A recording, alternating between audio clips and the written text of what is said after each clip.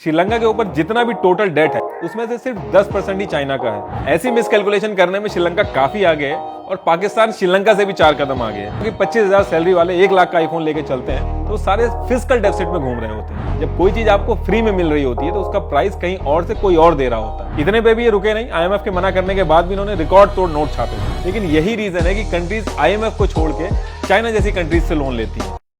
देखिए, श्रीलंका एक छोटी इकोनॉमी जरूर है, लेकिन ये कोई गरीब देश नहीं है कि जहां पे भुखमरी फैली हुई है। श्रीलंका की पर कैपिटा इनकम इंडिया से काफी ज्यादा है। इनफैक्ट एक टाइम पे श्रीलंका एशिया की फास्टेस्ट ग्रोइंग इकोनॉमी थी जब इंडिया और चाइना दोनों स्ट्रगल कर रहे थे। तो फिर ऐसे क्या इवेंट्स हुए जिसकी वजह से श्रीलंका की इकोनॉमी जमीन पे आ गई? देखिए, ये 1 साल या फिर कोविड की बात नहीं है, ये कई दशकों से ऐसे इवेंट्स हुए श्रीलंका के साथ जिसकी वजह से श्रीलंका आज यहां पे आके खड़ा है। दूसरी चीज, इंडिया में एक कस्बे के अंदर बैठे आदमी तक को पता है कि चाइना का डेट ट्रैप है, इसलिए श्रीलंका का ये हाल हुआ है। श्रीलंका इतना बड़ा देश है, इतनी बड़ी उनकी फाइनेंस एक्सपर्ट की टीम है, वो कभी ये चीज नहीं समझ पाए और पूरा देश चाइना को दिया है। तो ये इतना सिंपल नहीं है। अब एक परिवार के सारे भाई, इनफैक्ट 22-22, 33 साल के कजन्स मिनिस्ट्री संभालने में लगे हैं, अपने हिसाब से देश में रूल सेट कर रहे हैं, करप्शन के चक्कर में कई बार जेल भी गए हैं। उसके बाद भी वहां के लोग बाकी पार्टियों को छोड़ के खाली इसी परिवार को क्यों वोट दे रहे हैं? तो देखिए, जितना सिंपल ये लग रहा है उतना सिंपल है नहीं। अब एग्जाम के लिए पेपर नहीं है, स्ट्रीट लाइट जलाने तक के पैसे नहीं है, ये सब तो आपको ऑलरेडी पता है। इन सारी चीजों के पीछे एक्चुअल में रीजन क्या है वो डिस्कस करते हैं। देखिए, जब एशिया में देश आजाद हुए थे तो इंडिया और चाइना ने अपने खुद के इकोनॉमिक स्ट्रक्चर बनाए थे अपनी कंट्री के लिए। वहीं श्रीलंका ने IMF के बताए हुए इकोनॉमिक रिफॉर्म्स इंप्लीमेंट किए थे। तो श्रीलंका ने ऐसा क्यों किया था? एक तो वेस्टर्न इन्फ्लुएंस था और दूसरा IMF जब लोन देता है तो उसके बताए हुए तरीके इंप्लीमेंट करने होते हैं आपको अपनी कंट्री में। इंडिया ने भी जब 1991 में लोन लिया था IMF से तो कुछ टाइम के लिए IMF के बताए हुए रेगुलेशन फॉलो किए थे। IMF पे हमेशा से आरोप लगते रहे कि US और वेस्टर्न कंट्रीज के हिसाब से फंक्शन करती हैं। इनके रूल्स भी ऐसे ही होते हैं, जैसे कि प्राइवेटाइजेशन को बढ़ावा दो, बाहर की कंपनी को आने दो, ग्लोबल ट्रेड बढ़ाओ, जो अल्टीमेटली वेस्टर्न कंट्रीज को एडवांटेज देती हैं। IMF डेट ट्रैप डिप्लोमेसी ये भी बहुत बड़ा रोल प्ले करती है, जिसके बारे में बात बहुत कम होती है। लेकिन यही रीजन है कि कंट्रीज IMF को छोड़ के चाइना जैसी कंट्रीज से लोन लेती हैं। लेकिन इंडिया ने ये फॉलो नहीं किया। अगर आप देखोगे तो FDI भी इंडिया ने बहुत बाद में जाके अलाउ किया और उसका परसेंटेज बहुत धीरे धीरे बढ़ा है, क्योंकि इंडिया पहले अपने लोकल इंडस्ट्री को मौका देना चाहती थी, उसको मजबूत करना चाहती थी, क्योंकि बाहर की कंपनीज ज्यादा एडवांटेज में रहती हैं, वो लोकल मार्केट को टिकने नहीं देती हैं। इसीलिए इंडिया धीरे धीरे ग्रो हुआ और काफी मजबूती से ग्रो हुआ। लेकिन आप पूछोगे कि श्रीलंका जब इतनी तेजी से एशिया में ग्रो कर रहा था तो उसको IMF से लोन लेने की क्या जरूरत पड़ी? देखिए, श्रीलंका में आपको एक चीज थोड़ी समझनी होगी कि श्रीलंका में जो पॉपुलेशन है वो मेनली 2 पार्ट में है। एक सिन्हाला जो बुद्धिस्ट है, ये 75% ऑफ पॉपुलेशन है। दूसरे हैं तमिल्स जो 12% ऑफ पॉपुलेशन है और बाकी माइनॉरिटीज हैं। सिन्हालाज और तमिल्स में हिस्टोरिकल और पॉलिटिकल मतभेद बहुत ज्यादा हैं और ये मतभेद इतने ज्यादा हैं कि 1983 से 2009 तक श्रीलंका में सिविल वॉर हुई, जहां पे जो तमिल्स हैं वो श्रीलंका से हटके एक अलग देश बनाना चाहते थे और इस वॉर के चलते श्रीलंका की इकोनॉमी बहुत ज्यादा क्रम्बल करने लगी।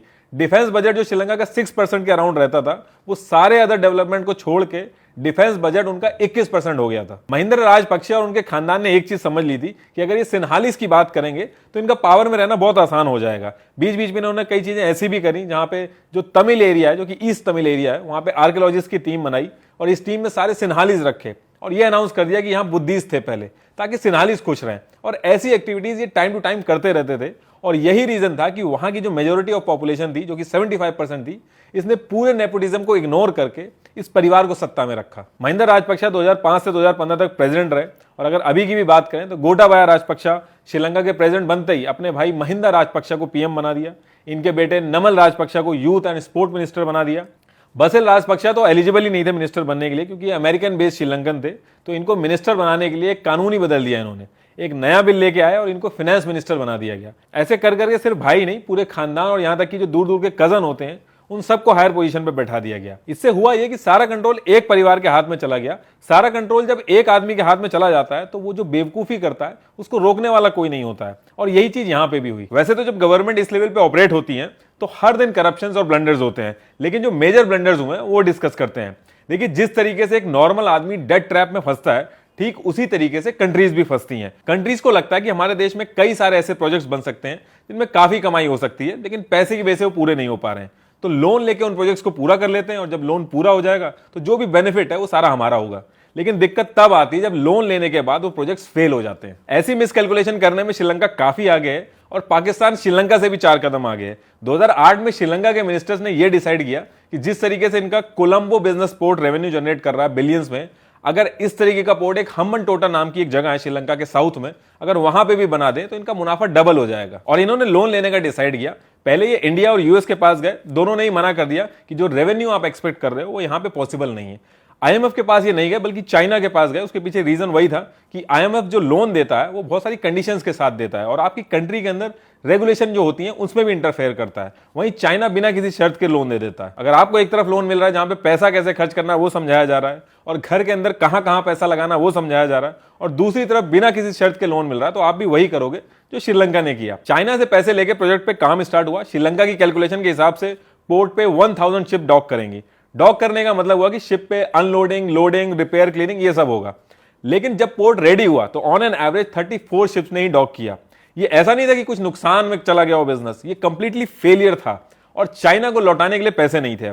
चाइना ने रीस्ट्रक्चर भी किया इनके लोन प्रोसेस को, लेकिन उसके बाद भी श्रीलंका पैसे नहीं दे पा रहा था। बाद में श्रीलंका ने कंपनीज में बिडिंग की इस पोर्ट के लिए और चाइना ने 80% स्टेक ले लिए और श्रीलंका ने $1 बिलियन देने की बजाय 99 ईयर्स के लिए चाइना को यह पोर्ट लीज पे दे दिया और जो सारी सिक्योरिटी थी इस पूरी पोर्ट की वो चाइना के अंडर में आ गई। लेकिन इंडिया के लिए ये बहुत बड़ा डिसएडवांटेज था। इंडिया ने साफ कह दिया कि इससे हमारी सिक्योरिटी खतरे में आ जाएगी। यहां पे चाइना मिलिट्री बेसिस भी बना सकता है। देखिए, एयरफोर्स और मिलिट्री में इंडिया और चाइना में थोड़ा बहुत फर्क है।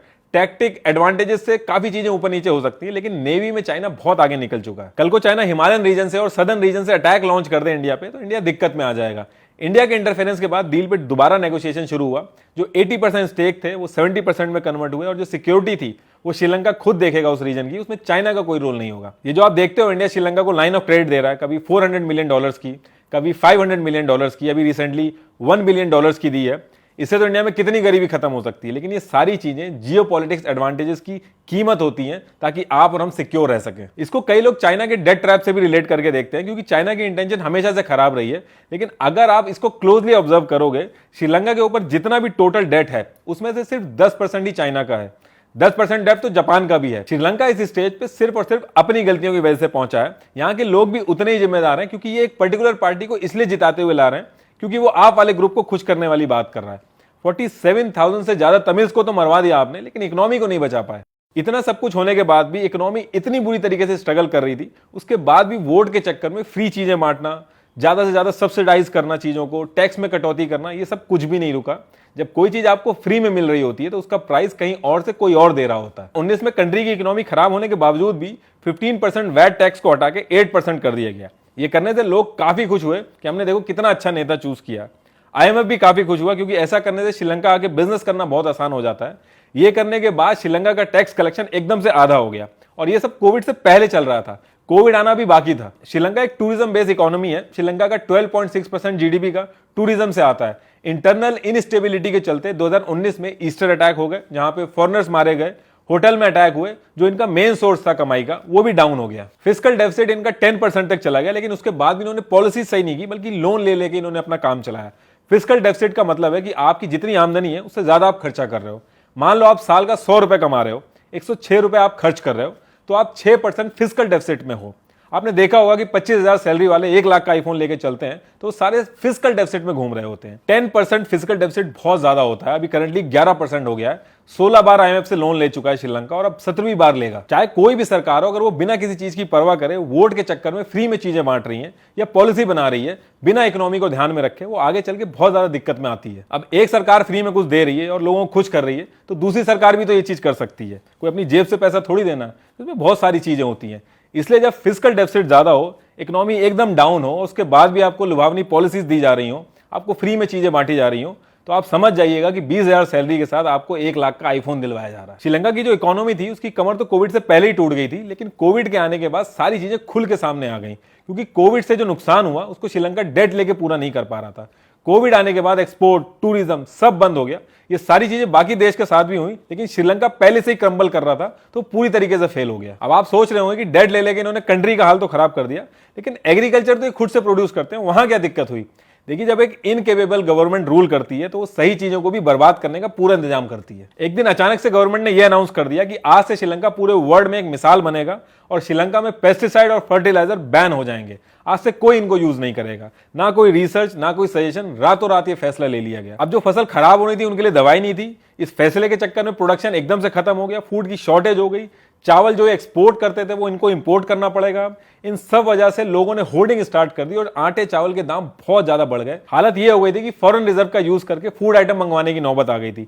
जो देश सेल्फ सफिशिएंट था उसको फॉरेन रिजर्व यूज करके वही चीज खरीदनी पड़ रही थी। इसके पीछे यह भी कहा जा रहा है कि गवर्नमेंट के पास इतना फॉरेन रिजर्व भी नहीं था कि फर्टिलाइजर और पेस्टिसाइड खरीद पाए, इसलिए कदम उठाया गया ऑर्गेनिक फार्मिंग का। लेकिन अगर इस पर्सपेक्टिव से भी आप देखो तो इससे तो और नुकसान हो गया।